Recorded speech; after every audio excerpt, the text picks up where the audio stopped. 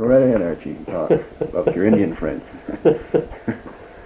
Well, while we lived at Paterson, there was a family living there by the name of Innes, and one son, in later years, moved over to near Republic, Washington, and we lost track of him for many years. But one day, coming home from work, my wife said she had had a visitor, and this man was looking for me, and he had been up picking huckleberries. He had with him six little Indians who were great on climbing apple trees, and they had climbed the apple trees here and had a great time all by themselves. His wife and mother-in-law. He was accompanied by his wife and mother-in-law, and it was news to me that he had married an Indian woman, perhaps a widow with some children. I don't think they were all his own. I recall the Ennis boy, I've forgotten his first name now. Lorraine. Oh, Lorraine Ennis. I, of course, had not seen or heard of him for perhaps 40 years. Since that time, of course, I have not even heard of him. We were through Republic a few years back.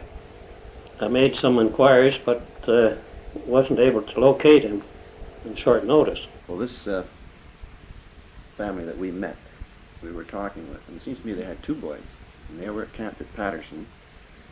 And so when we got talking, she said, we're going to Rossland to pick huckleberries.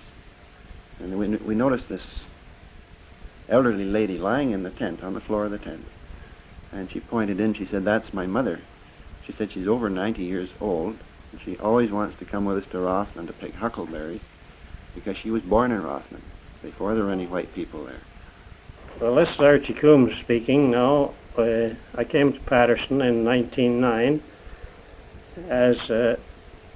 and went to school at Paterson at a small schoolhouse in an office building at an old concentrator. There were, when our family arrived at Paterson, it made enough a number of children to carry on a school, but this didn't last many years. Later on, the school closed and I went to work. My sisters went across the boundary into the state of Washington to school each day for a few years, and two of my sisters eventually went on to Spokane to business college, and they are now living in the state of Washington. Was that at Velvet, that school? Mm-hmm. Yes, that was at Velvet Siding, about a mile below the boundary. Where was the concentrator that you mentioned? Concentrator was back of a little bluff between where Mr. Williams lives now and where the Newman family lived. It was a defunct mine then, was it? I believe it was built for the Mountain Trail mine, which was up on the side of Sophie Mountain. As far as I know, it was never used as a concentrator. At this time, Paterson was quite a lively spot. The Great Northern Railway was running to Rossland at that time. One freight train, I believe, each day, and a passenger train, a return trip 7 days a week from Marcus to Rossland. A lot of freight was being shipped through Paterson in the way of timber, cedar poles, fence posts, cordwood, and from the American side a lot of timber came to the Rossland mines as timbers for the mine. Did you ever work for the Great Northern Archie? Yes, I did, Jack. that was one of my first jobs, actually. I guess I was about 14 years of age, and I got a job on the section gang. 10 hours a day at $1.75 a day, tamping ties, maintenance on the railroad track.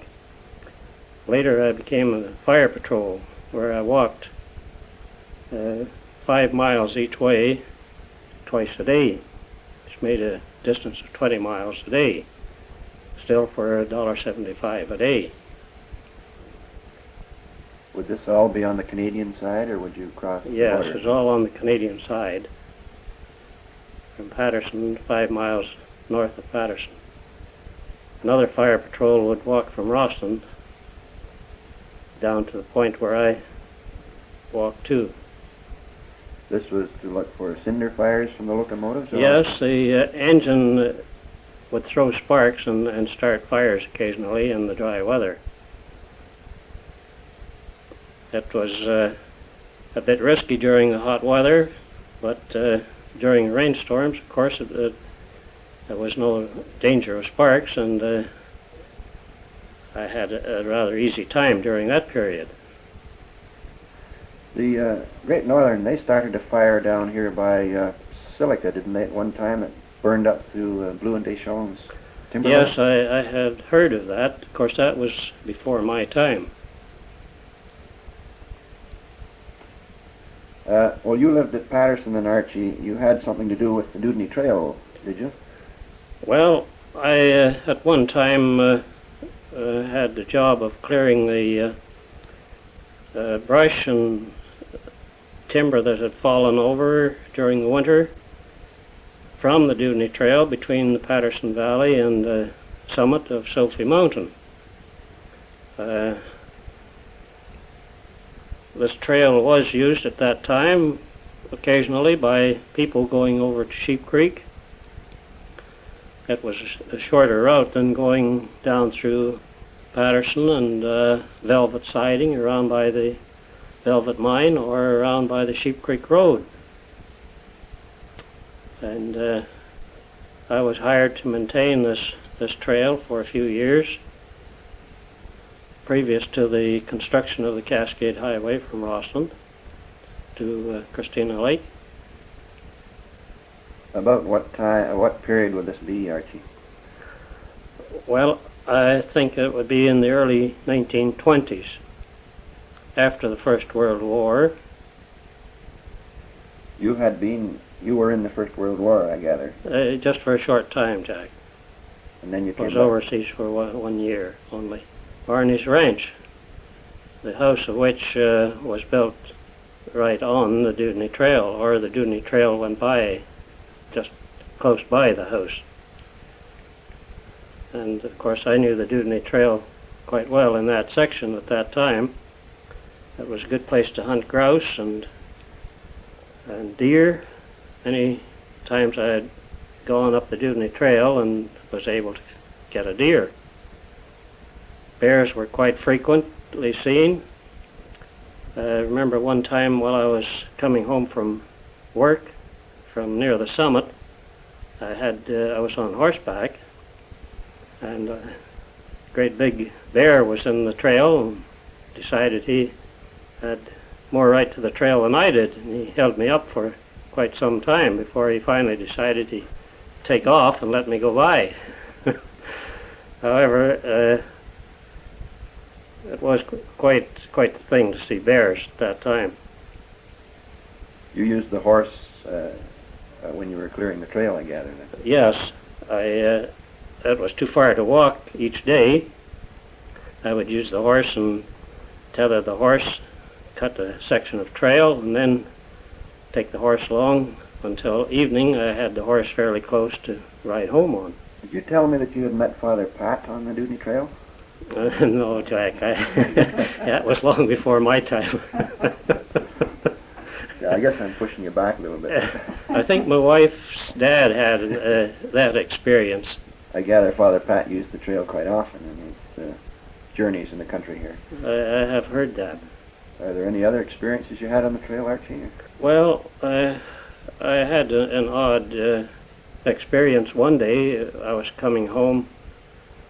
No, I was going up the trail, and about halfway up to the summit, there was a lean-to shelter right close by the trail, and cedar boughs and an old piece of canvas there. And I thought, well, now someone has been camping here. And when I came back in the evening, there was a man there, and he explained that he was a timber cruiser from Nelson. He had been cruising timber there for some company owning the land in St. Louis, I believe, Minneapolis. Originally, apparently all this land belonged to the Great Northern Railway. It was a railway grant. And someone was interested in buying the timber, and he was cruising it at that time. However, forest fires destroyed a lot of the timber on that side of Sophie Mountain along about that time. In later years, some other people were able to take a good amount of timber from the mountainside, and their logging roads now have more or less obliterated most of the trail. You got any recollections of some of these forest fires that burned around here? Well, yes, I have, Jack. There were some very bad fires at that time. The smoke was so intense, the sun at midday was just a red ball. And on several occasions I had charge of fire crews fighting forest fires, and everything would be fine until a wind came up and would scatter the fire over our fire breaks, and the fire would be running loose again. We were very hard to control in the timber. What method did you use for trying to contain a fire? It was nearly all handwork at that time, Jack.